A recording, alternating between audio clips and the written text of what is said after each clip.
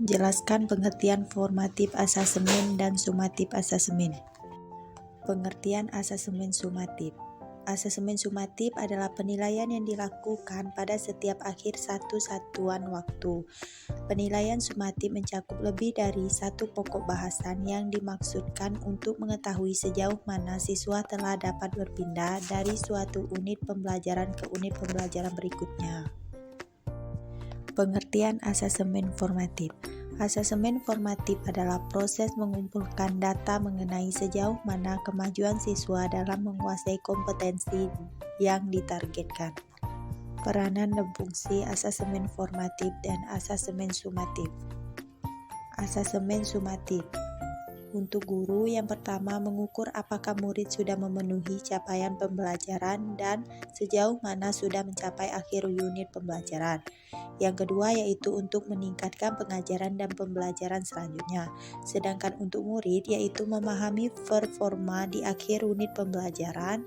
Yang kedua memahami apakah mereka sudah memenuhi capaian pembelajaran dan sejauh mana sudah mencapai akhir unit pembelajaran. Asesmen formatif. Untuk guru, yang pertama yaitu mengawasi pembelajaran, yang kedua memastikan perkembangan murid, yang ketiga mengecek pemahaman murid. Sedangkan untuk murid, yang pertama yaitu mengevaluasi pembelajaran sendiri, yang kedua membangun pengetahuan, yang ketiga mengidentifikasi kekuatan dan kelemahan, dan yang terakhir meningkatkan kemampuan. Menjelaskan hubungan antara kontribusi butir soal dengan kualitas suatu hasil tes. Konstruksi terhadap setiap butir item soal dilakukan dengan harapan dapat menemukan berbagai informasi yang pada dasarnya merupakan umpan balik atau feedback guna melakukan perbaikan, pembenahan, dan penyempurnaan kembali terhadap butir-butir soal, sehingga pada waktu yang akan datang, tes hasil belajar yang disusun atau dirancang oleh guru itu dapat mengukur apa yang hendak diukur yang dilakukan secara terus-menerus dan dilakukan secara lembaga mandiri secara berkala, menyeluruh, transparan, dan sistematik untuk menilai pencapaian standar nasional pendidikan. Mampu menjelaskan tentang etika tes. Praktek tes hasil belajar yang etik terutama mencakup A. Keberhasilan hasil tes, di mana setiap pendidik dan pengajar wajib melindungi keberhasilan hasil tes, baik secara hasil individu maupun secara kelompok. Hasil tes hanya dapat disampaikan kepada orang lain bila ada izin dari peserta didik yang bersangkutan. Yang ke-B yaitu keamanan tes.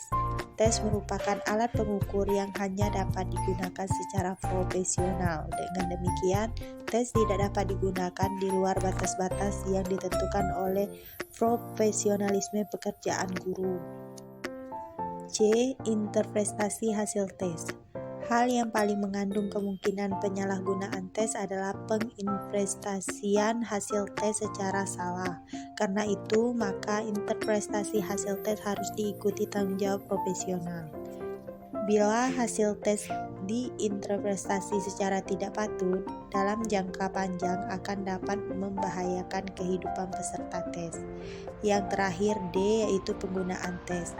Tes hasil belajar haruslah digunakan secara patut. Bila tes hasil belajar tertentu merupakan tes baku, maka tes tersebut harus digunakan di bawah ketentuan yang berlaku bagi pelaksanaan tes tersebut.